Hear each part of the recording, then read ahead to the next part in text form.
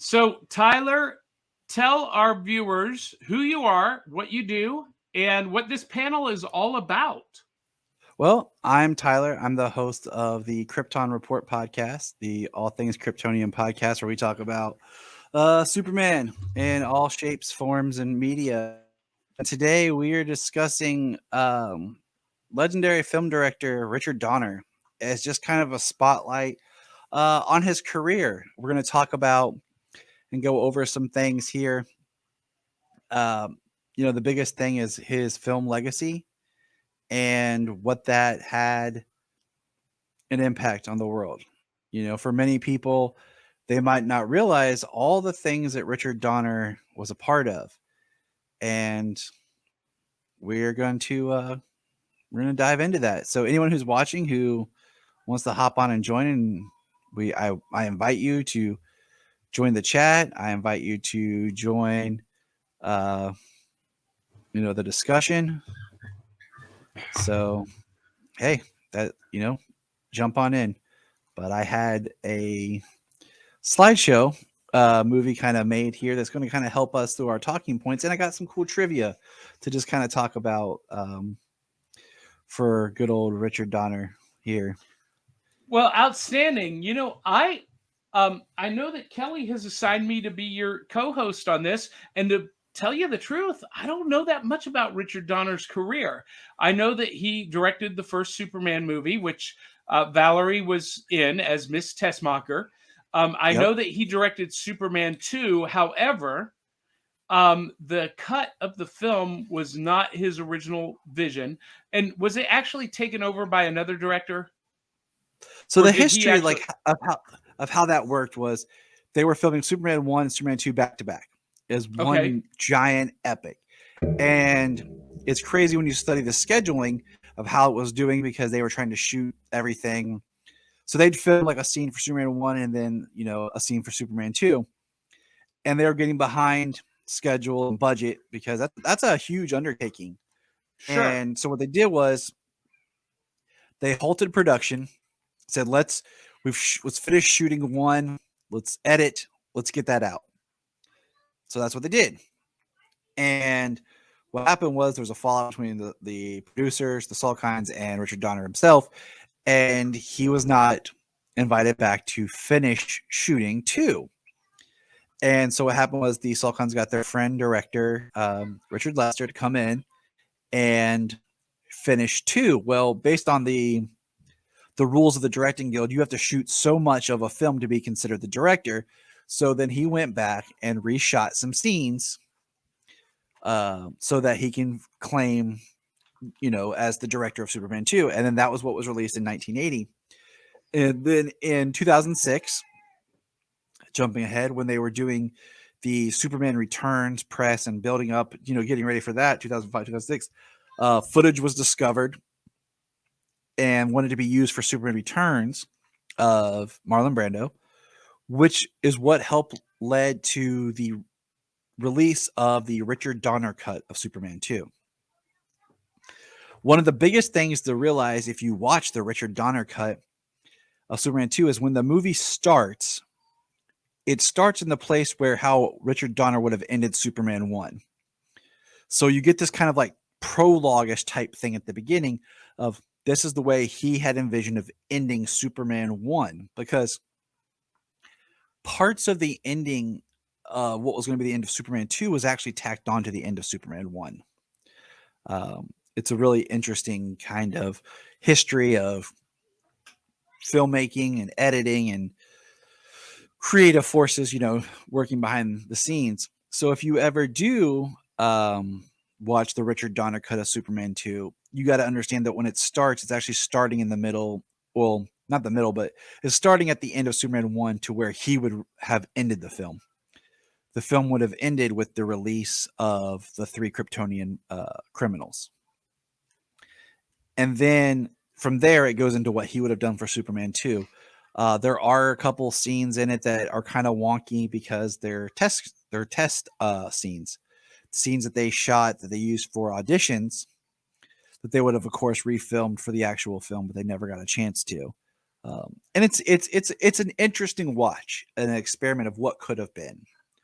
So that's a little history of there. But Donner started his career in I'll pull my notes back up with television, and it was actually in 1960 he started working in television, and some of his most noted series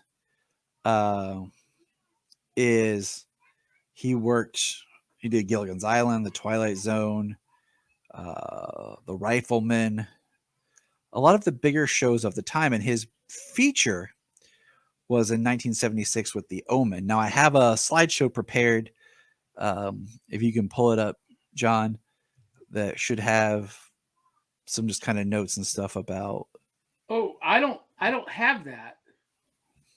I sent it. I sent it to Kelly yesterday. Well, yeah, but I don't. Ta-da! Surprise! Live. Wait. So do you see down at the bottom of your screen, you've got an icon that says share? Yeah. Click on that. All right. And you can share slides. Let's try this, people. This is called making use of things as we go live. Isn't this surprising? Let's see if it works. Or you could do share screen and share your slideshow screen. Let's see if it'll do this here. Give me a moment for people. Bear with me here.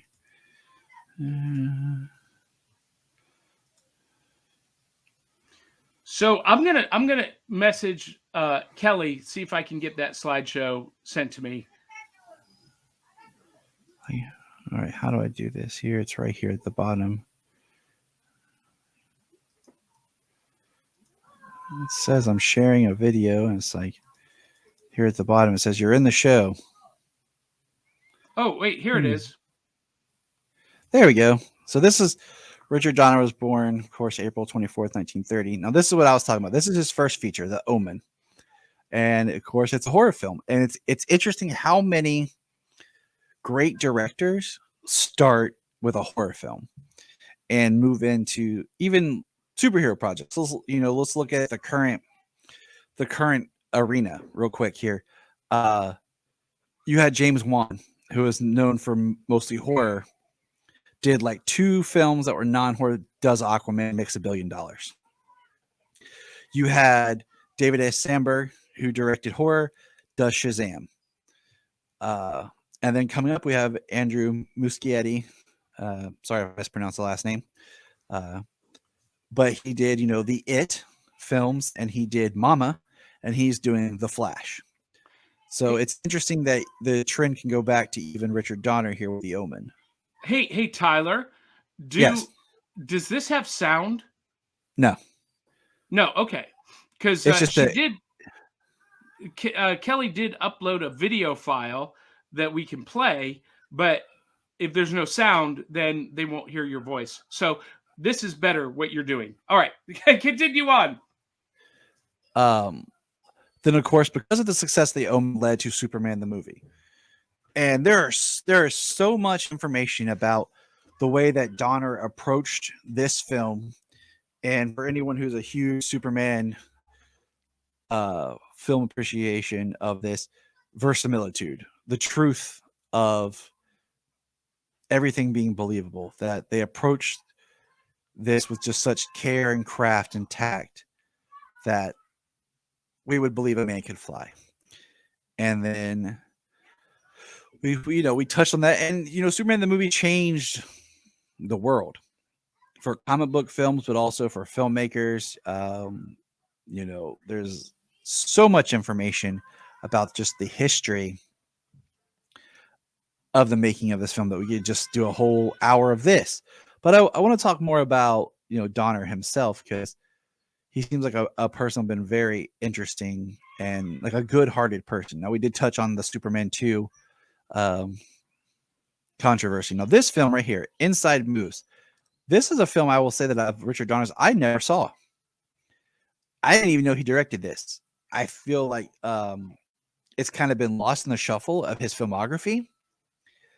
And it's interesting because I do want to kind of track this down now and find this film and see what it's about. Because when I think of Richard Donner, besides the Superman, it kind of comes into a Well, different era. Inside No, Moves was a big movie with Chris Christopherson, right? right. Yeah, that was a huge movie. And for some reason, it's just one of those that I never thought of as a Donner film. You know what I'm saying? Like I didn't make the connection of this and that. The plot of Inside Moves being a handicapped after an unsuccessful suicide attempt. A man finds common ground in the troubled souls of a local dive bar, and it just never clicked that was, directed by Richard Donner. Because when I think of Donner, like The Toy is another one of those I kind of forget that he did. I Richard didn't know Pryor. that he did that. Yeah, I love that. Listen, I love this movie, The Toy. It would never, ever, ever get made today. Yeah, just like a lot of Brooks stuff. It's like it's one of those movies. Like, it's ironic that he made this with Richard Pryor, and then Richard Pryor would go on to be in Superman 3, and how much of a controversy in some ways that was. It's kind of like a 1 degree of separation. Now, Lady Hawk, this is one that I have seen with Love Matthew Lady Broderick. Hawk. My mom was the one. Michelle Pfeiffer, Matthew Broderick are in this film, and basically Rutger it's about Hauer. yes, a couple that get cursed to where during the day she is a hawk, and at night she is human, and the couple is basically never able to be together. And this was one that my mom told me about that she liked, and the description on Well, so IMDb is, you've not seen this? oh, I have. You okay? It's Okay. just been a long time because we had to hunt down and order it from a Suncoast. For those who remember Suncoast Video, we ordered it back when you could do that before, the internet and all that fun stuff. But the official description: thief Gaston escapes the dungeons of medieval Aquila through the latrine. So kill him when I'm horrible with names. I promise, people. Navarre saves him. Navarre, traveling with his spirit hawk, plans to kill the bishop Aquila with the help of Gaston. That's the description, but that is not what the whole movie's about. And that's what's intriguing. That's a horrible description of this movie. It is. Your description was better. A couple is cursed to be separated. She as a hawk by day, he as a wolf by night. They can never be together until the curse is broken with the help right there. of Boom. Gaston the mouse. I mean, boom. Right there is a much better. And that's why I am not a huge fan of writing log lines, because so many times they are just whittled down to not giving you any information about the film. But he did this in 1985. And like I said, I watched it because my mom talked about it. We found it. We bought it from Suncoast. And I remember just being like, oh, cool. Richard Donner. But it's the next film's series that I think is where it starts to be. This is what you think of. The Goonies. His second film of 1985. Hey, you guys! Who doesn't know The Goonies, or at least some sort of reference? Like, it's interesting because The Goonies has so many things that get used that people don't even realize that it's from The Goonies. like you just did, sloth. Hey, you guys.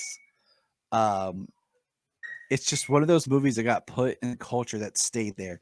And so many of other films have tried to capture the same kind of magic and action adventure that the Goonies had.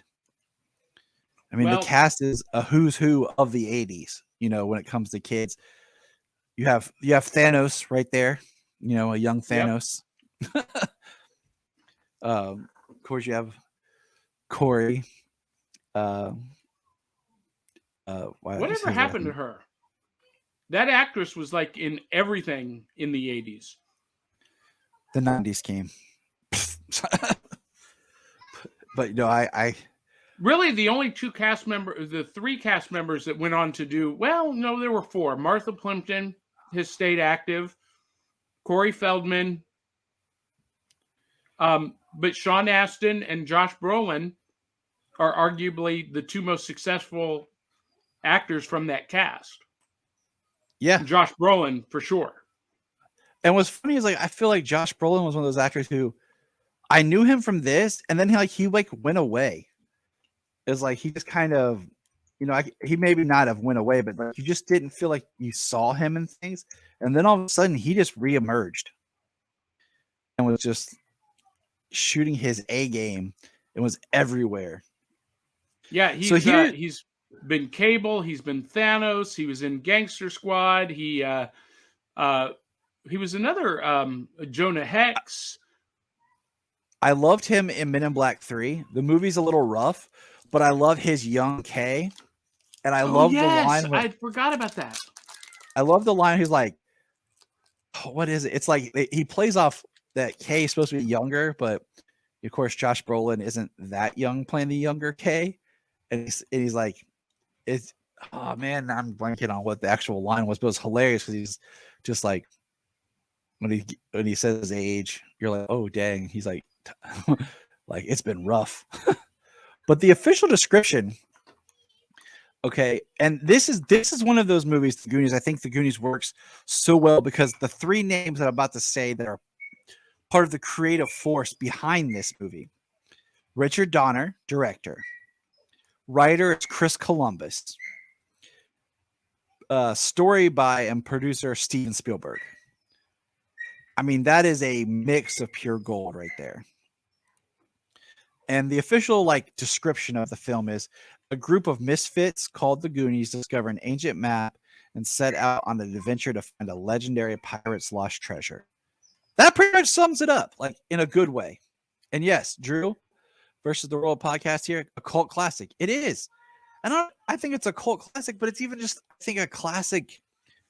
Yeah, it is period. A pop culture classic. When you watch Stranger Things, the homages to the Goonies are all over that show. Yes. And that's one of the things I was talking about, where you have people trying to recapture this magic, this adventure.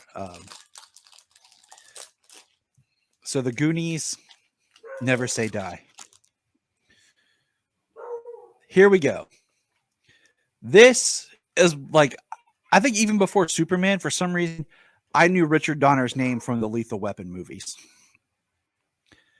And these are some of, I love these movies.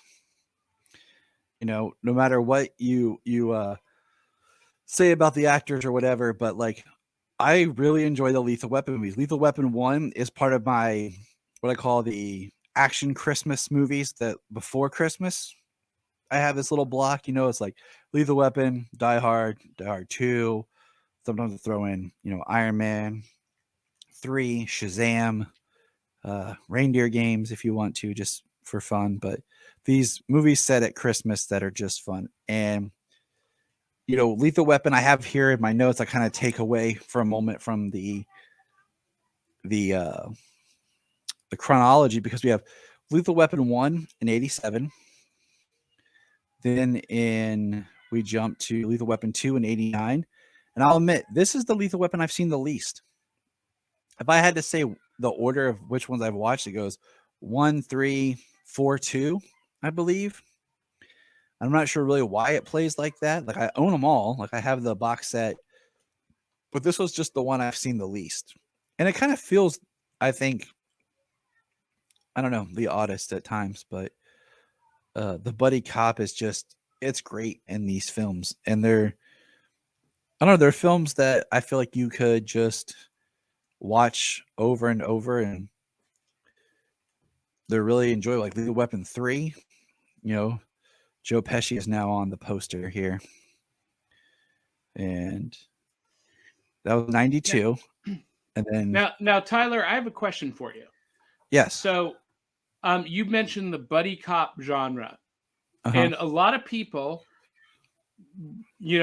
call back to the Lethal Weapon movies as the start of the buddy cop genre, but really, that honor belongs to another movie that came out before the Lethal Weapon movies. Do you know what that is? Maybe. You guys go ahead and tell me. It's early. 48 Hours. See, With Eddie Murphy and what's his name? Nick Nolte. Nick Nolte, yeah. I feel like a lot of times with certain styles of movie, like I'm not this saying 100%, but you'll have a film that's like the start, but doesn't get the notoriety, and then you have another one that kind of is where everyone points to. There's the start. Like, question for you: when you think about the comic book craze of films, where do you think it started? The comic book craze that we're in right now. Like when it started. What film can you point to and say this is where it started? Like Batman 1989. Now, most people, okay, so Superman the movie by Richard Donner was the first big budget successful superhero comic book movie. Yes. And people loved it.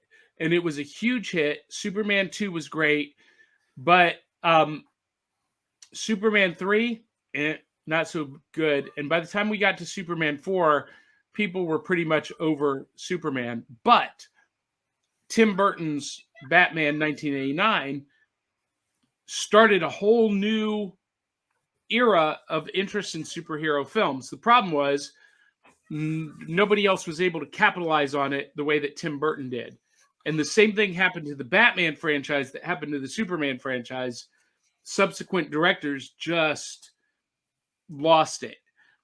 And it wasn't until Blade, the first Blade movie came out, that really cemented superhero comic book movies as a genre of its own. And without Blade, we would not have the MCU today. Exactly. And that's what I was getting at. Because 1997 is like the year that comic book movies went to die. You had Batman and Robin, Spawn, and Steel. Yeah. And then awful movies. And then Blade came out in 98 and was a serious take on the property. And that's the movie that starts. But a lot of people will say, without thinking about Blade, we'll jump to 2000's X-Men and say that Bryan Singer's 2000 X-Men is when it started. And I understand the argument, but Blade is like that secret, like that came first 2 years before. And that was when you started to see this uptick, much like 48 Hours came out. I don't think it got the big attention as far as the buddy cop as Lethal Weapon did. And that's kind of getting back to what I was saying is, it's like, and it could, part of it helps that you have 4 Lethal Weapon films to just, reinforce the dynamic. Mel Gibson and Danny Glover are great working together in those films. But you only have 148 Hours. So it kind of can get buried in the. Well, no, there was a sequel. There was a sequel called Another 48 Hours. Why am I not thinking of that one? That's okay. It did okay. But maybe that's why. Yeah, the first 48 Hours was a huge blockbuster. And people just, I think they forget that there was a sequel. Because I know that was one of the movies that really cemented Eddie Murphy as a star. Yes. Yeah, it catapulted him to superstardom status. I'm trying to think if that was the one that was more him as a lead in it. Well, the movie that really established Eddie Murphy as the lead was his next film, which was Beverly Hills Cop. But 48 Hours proved that he had the star power to be that superstar, and it launched the buddy cop genre. I'm a little bit obsessed with movies. Can you tell, Tyler? Oh, I can tell. I am too. I'm off my game today. Nope, you're doing awesome, man. This is great. It's been a crazy morning. It's 6 degrees here today. So yeah, it's 16 here, so it's cold. I'm freezing in my studio, but so I woke up to being cold. You know, this is funny. So I didn't know he directed Scrooged, but now that you're pointing this out, it makes perfect sense. And now that I think about this movie, his fingerprints are all over it. Now I have some trivia to go over. Like after we kind of talk over the films, I have some trivia and stuff I've pulled about facts about Richard Donner. That's really, it's cool to talk about. And you know, in no shape or form am I able to cover everything that this man has done. He's a Hollywood legend.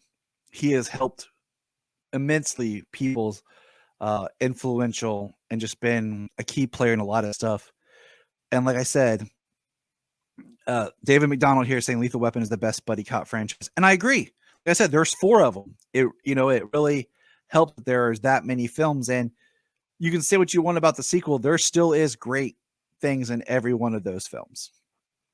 Scrooged, it's like you said, this is one I didn't realize, he had directed till later.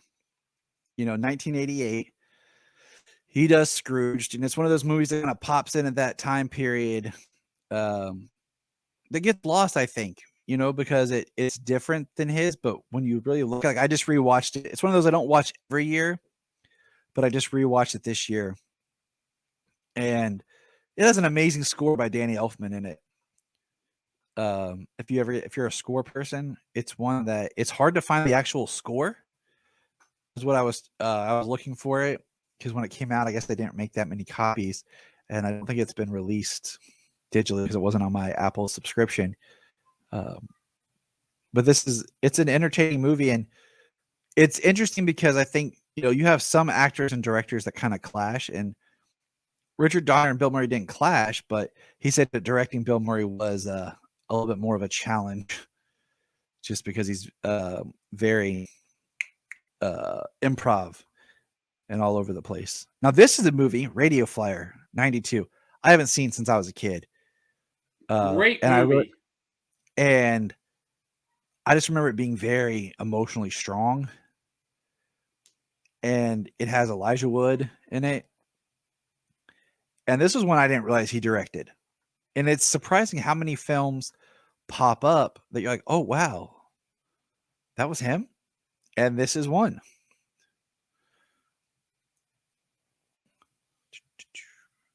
Waiting for my thing to catch up with us here. Now, this one, I love this movie. I remember when my parents took me and my brother to see this movie in theaters. This one feels like a Richard Donner movie. Have you ever seen this one? Oh, that is Maverick. One of my all-time favorite Westerns of all time. I love this movie. And Jodie Foster is unbelievably good in this movie. Most men prefer my Southern. All 3 of the leads that are there on the poster work amazing together. Yes, in this movie. Their chemistry is like palpable. You could cut it with a knife. Danny Glover and his like cameo part in this, where he just shows up to rob the bank, and him and Maverick, played by Mel Gibson, kind of gave each other these looks like they know each other, and then they're like, no, and then they kind of stare back at each other. And now there was another nod in Maverick with Danny Glover to another movie that he had done in the 80s called Silverado. And when you watch Maverick again, you will notice that Danny Glover's bank robber character is wearing the same costume that he wore in Silverado. I haven't seen Silverado in at least 20 years. I So watch I it didn't at least twice a year. I love that movie. I have not thought I didn't think about that but the this is probably it has a similar flavor, I would say, to the Lethal Weapon style and playability. But this movie is hilarious. There's a lot of twists and turns that you don't see coming. There's a great supporting cast with Alfred Molina is in it. Alfred And it Molina is great as Angel, but the best part of Maverick is Graham Greene, the Indian chief. oh yes. Oh, I could not remember his name, but yes. When they do the I don't give nothing away, but when they trick this Russian guy out of money, but The yet the Russian Indian Duke. chief is how even Maverick's friends cheat him out of money and like It's hilarious. it's hilarious. One of the lines in it that I think is horrible, but it's funny is when they talk about Indians and he says it's their fault for being on our land before we got here. And it's like it's horrible, but it's truthful in the sense like of how people at that time looked at Native Americans. But it's probably if I had to recommend 3 Richard Donner movies, like if I had to just pick 3, Maverick would be one of them. It would probably be Superman the movie, Maverick, and Lethal Weapon 1. I know Goonies Really? would be in the top 5, but Yeah. I really get a thrill from and a fun with Maverick. And Maverick is the movie that I recommend to my friends who say they don't like Westerns. I'm like, no, watch Maverick. I agree. My favorite Westerns, of course, I have some, I grew up watching John Wayne with my dad. So there's always that love for John Wayne Westerns, but personal Westerns, Maverick, Tombstone. Those are Can't my go wrong. 2. I'm your Huckleberry. Yeah, that is Val Kilmer's best movie. People can argue The Doors, and I see the merit in that, but I'm all about his performance of Doc Holliday. I think that's his best.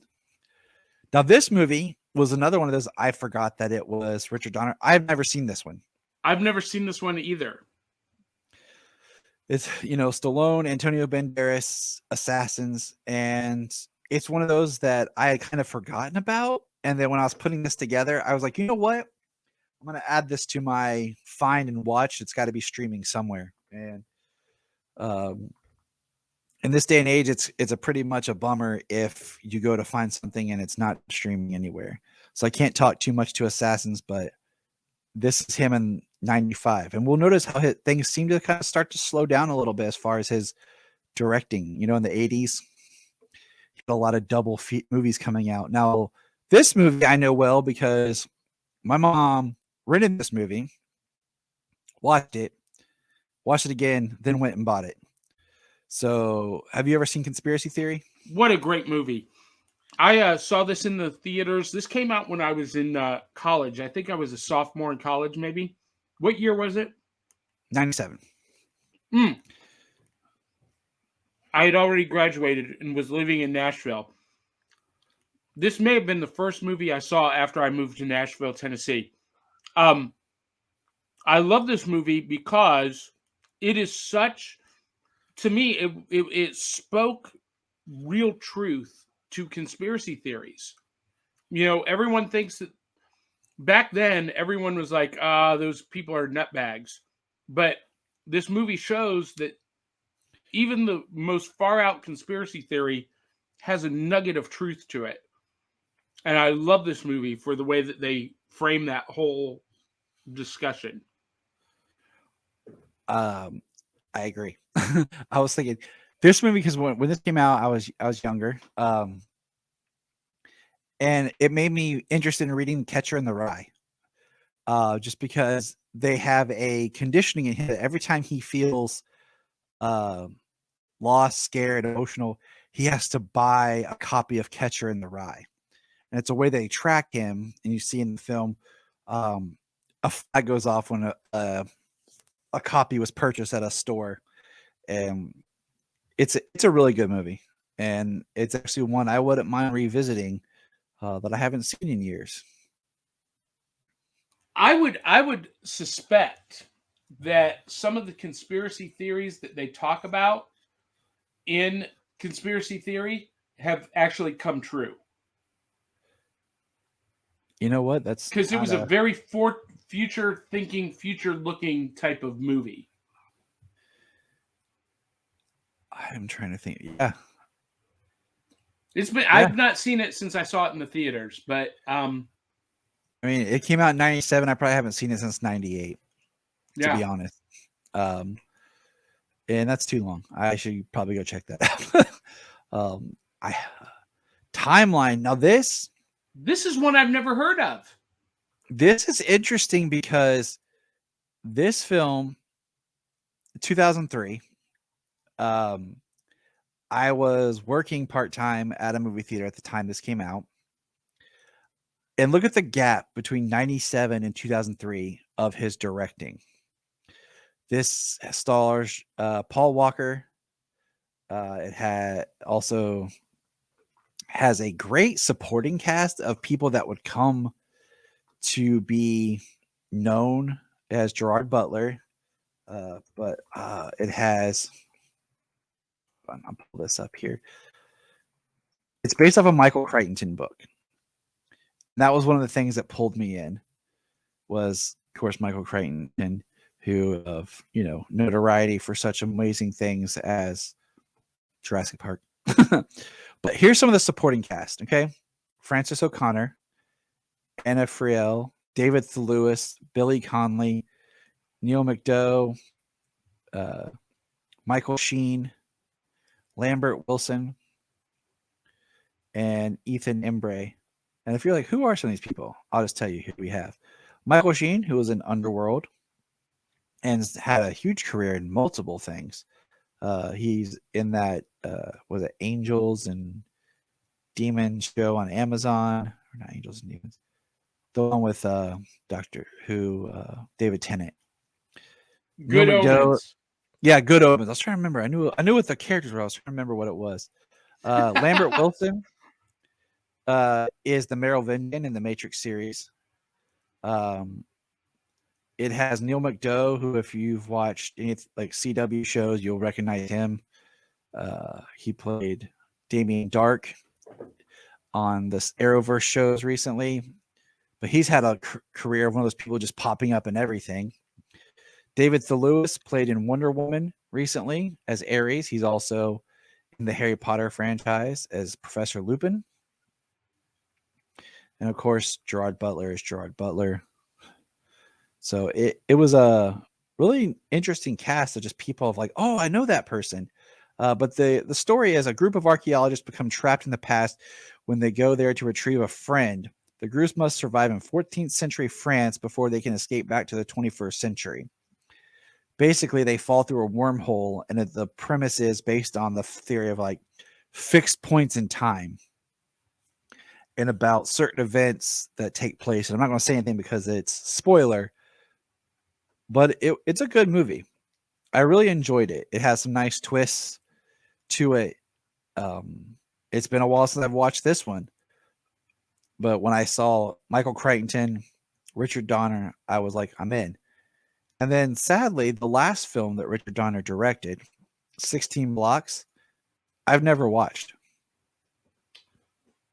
I don't think I've ever heard of this movie.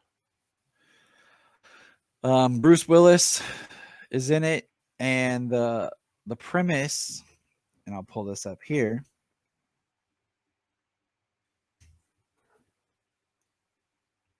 Dun, dun, dun.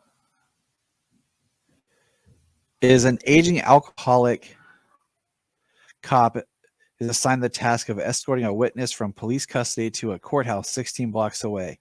There are, however, chaotic forces at work that prevent them from making it in one piece. All right, so Kristen here says, I saw Timeline in the theaters, first Gerard Butler film. Awesome.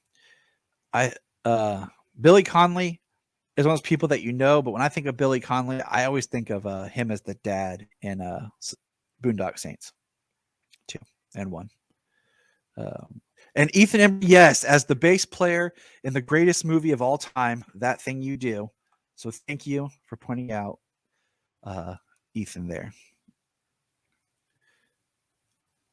And Neil McDowell's company, Neil McConnelly's company, is experimenting with packages from place to place. So we have some great feedback here. Was that the the timeline MacGuffin? Is that they got, because he's trying to do teleportation, that it teleports through time? It's the play is it's about I'm trying to figure out. It's a wormhole that's set, and I'm trying to figure out why it's set to a specific period. Like it's not like they're traveling anywhere; they can only go to the one place in time. And there's some really interesting. Kristen says, "I always think of head of the class when I think of Billy Connolly." It's an interesting of why, and there's different reasons about just your impact in history. And there's a really interesting part about when they send people back and they come back, how it's like they reference it kind of like a fax, where you can only do it so many times before your body comes back completely out of alignment. So they talk about how people that have traveled through the wormhole and back, how they're starting to, their bodies aren't being like reassembled correctly. It's a really interesting film to check out. No. So this is like what I said. Some of he started his career in directing in 1960 at the show Zane Grey Theater. These are some of the TV highlights: Tales from the Crypt, Kojak, Gilligan's Island, The Man from U.N.C.L.E., Perry Mason, The Twilight Zone, and The Rifleman. And then I have some trivia here about Richard Donner. Oh yeah, he also directed the music video for Cyndi Lauper. It was for the Goonies. Yes. Good enough for me. It's good enough for you. It's good enough. Good enough for me. Bring it down, John. You're welcome. Hey, before we get to trivia, let's kind of reset the room for those of you who are just joining or have been with us. This is the Richard Donner panel as part of the Multiverse Fundraiser to raise money for actress Valerie Perrin, who played Miss Tessmacher on Richard Donner's Superman the movie. And you'll see below we've got a ticker running with the URL to make donations. You can also do that at themultiversefundraiser.com. So if you go to that tinyurl.com/MVFR22 or themultiversefundraiser.com, full details about how you can make a donation. And every time you donate, you are entered into one of our giveaways. And we've got some fantastic prizes. Kristen, I know you're in the back office. Can you, I don't see any graphics loaded for the prizes that we're offering. If you can pop some of those up on the screen or post some of those, that would be great. But for those of you who are watching, that's what's going on. And Tyler, remind our audience who you are and what you do. You're a podcaster. Yeah, I host the Krypton Report podcast. We talk about all things Superman, Kryptonian, or DC Comics. And of course, you can't see it here. I'm going to turn my screen here. Over here. Oh, can't see because my door. Hold on. I have the posters for Superman the movie, Superman 2. I have all the theatrical Superman posters. Thanks to my friend Phil. So, of course, Richard Donner's work is, like I said, I'm not a Donner scholar, but, his movies have impacted my life, both as with the Superman film, but like I said, the Lethal Weapon movie. I'm a huge fan of those 4 films, and just seeing his other films as we go through it, just the impact of, wow, he was part of this, or he did this movie that you didn't know. Yeah, I of course wanted to be part of this panel. He really invented the idea of the cool villain with General Zod and Major Ursa in Yeah. Superman 2. I mean, those cats, they were bad guys, but they were cool bad guys. And you really, I mean, as a kid, I was like, I I I could be General Zod. I could, he's Yeah. pretty bad to the bone. I mean, I'm thinking about, you said the cool bad guy. I'm thinking about how the bad guys are in Lethal Weapon, how there's just this mobster vibe, but like probably you get the most tough, most serious Gary Busey ever in Lethal Weapon 1 compared to like later when you think of Gary Busey, he usually looks like he's crazy. Gary Busey had like 2 roles where he did amazing in the Buddy Holly story and Lethal Weapon. After that, he just looks like a crazy person that's coming after you. But yeah, I can totally see the, like, there's a cool, like, because the thing is, like, I'm thinking, looking at comics, like the characterization of Zod and Terrence Stamp and Donner together, and what they created as how iconic that Zod was, that it's very hard to break out of certain character traits that they created in that performance when you do any other Zod. His Zod, to me, is like Jack Nicholson's Joker.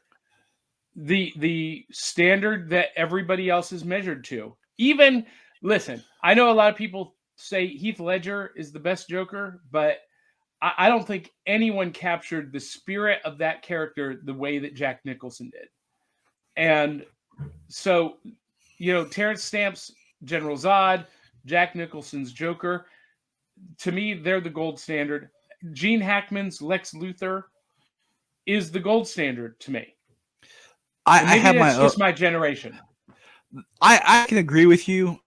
The Gene Hackman Lex Luthor thing I kind of like is debatable, and that's only because the Lex Luthor that so much people grew up with is like a different version.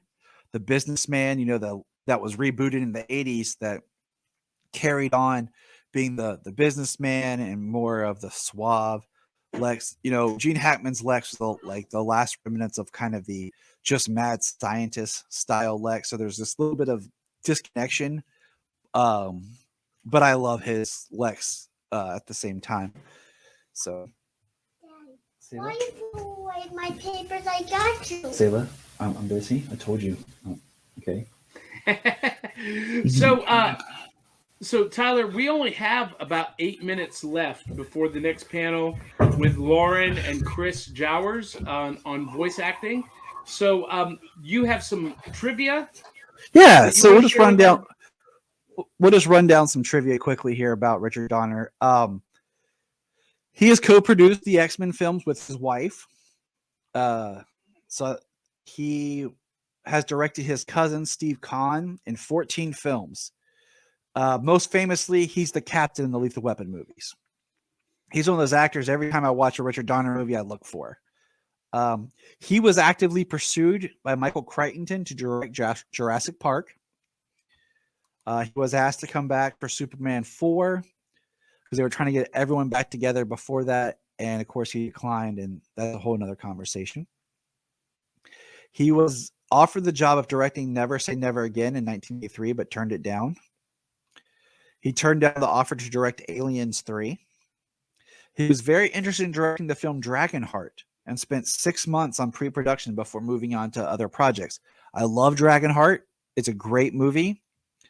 I'm kind of curious what it would have looked like if Richard Donner had directed it. Little Caesar, 1931, is his favorite film.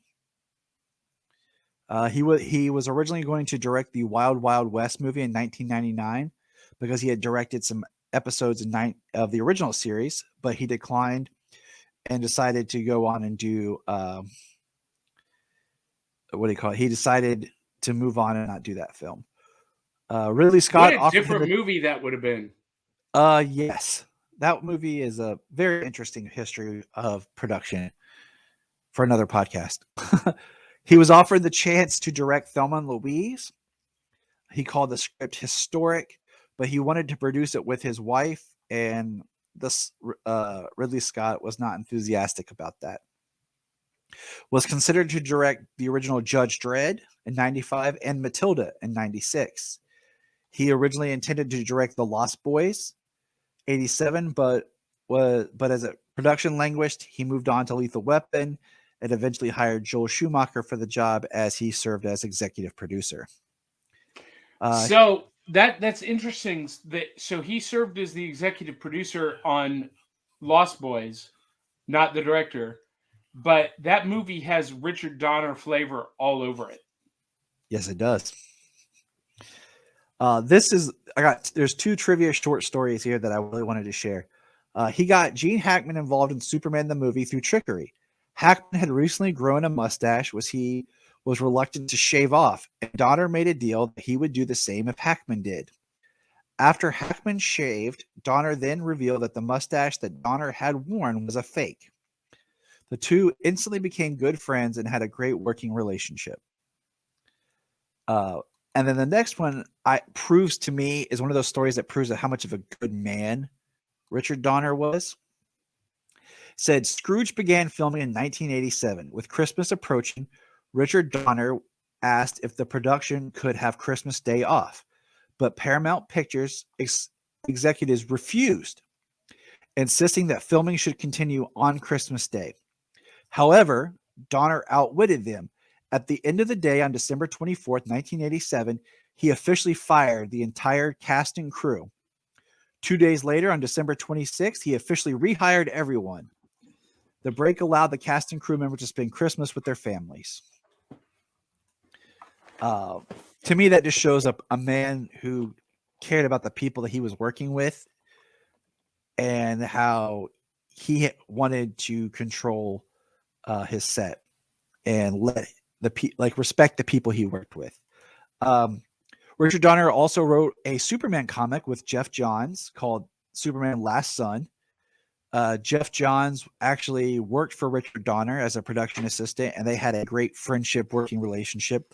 There's a lot of stories out there that Jeff Johns had shared about when Jeff's sister had died, how Richard Donner helped him pay for a ticket to get home, and helped him with that whole situation in his life. And then there's a book that Richard Donner wrote that I've been trying to find called "You're the Director, You Figure It Out." And that's just my quick trivia that I threw together of Richard Donner just while we had the time here. That is fantastic stuff. Lots of cool info. And Tyler, this is the kind of stuff that you cover on the Krypton Report podcast, yes? Yeah, we cover, and I always like to try to do deep dives on whatever. We are planning to review the Richard Donner co-written comic book here soon, as we approach the 1 year since his passing.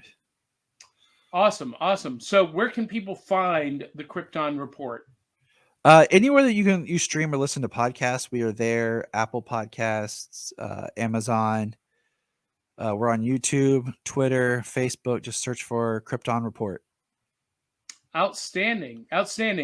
Well, we need to sign off so that Lauren and Chris Jowers can come on board, and they are going to do a panel next on voice acting.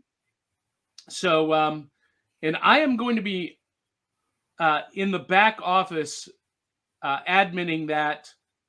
But Kristen, I know you're watching and tuning in. I've been on for the last 2 hours. I need to use the restroom. So Chris Jowers just posted something in the chat. Everyone's saying my name like I'm wanted on charges. Chris Jowers. I'll just say Chris Jowers. Yeah. One last comment here before we let you go. Tyler, Acuff, Keisha Acuff at Acuff Creations, just subscribe to your YouTube channel. And David McDonald says, Jeff Johns is my wife's favorite comic book author. He's pretty awesome. He is pretty awesome. I know that his name has been a lot of controversy over stuff, and it's one of those trying to always separate the art from the artist kind of things or whatever. I don't know him personally, so I can't, speak to things. But as far as his writing goes, yes, he's a very talented writer, and any character he's done, he's made really great stories with. Yes, fantastic. Well, Tyler, thank you so much for donating your time and your knowledge and your talent to the Multiverse Fundraiser. And with that, we'll let you go and have a great rest of the day. Thank you. The Multiverse Fundraiser is a benefit for Oscar-nominated actress Valerie Perrine. Ms. Perrine is known for her roles in Superman, Slaughterhouse-5, Lenny, and so many more. We've teamed up with documentary director Stacey Souther to raise money for Valerie's medical expenses and other needs. Every donation and every post share gives you the chance to win super prizes. Go to the website listed for details.